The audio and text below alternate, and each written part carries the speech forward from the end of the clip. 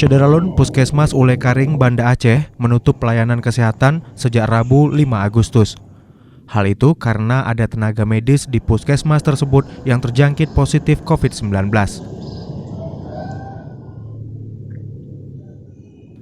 Tak tampak seorang pun pegawai Puskesmas Ule Karing yang berada di layanan kesehatan. Hanya terlihat satu unit ambulans yang terparkir di halaman. Semua aktivitas pelayanan dan administrasi dihentikan. Secara keseluruhan, ada 2 tenaga medis yang positif. Mereka bertugas di Puskesmas Ule Karing dan Puskesmas Syah Kuala. Maka selain Ule Karing, Puskesmas Syah Kuala juga ditutup.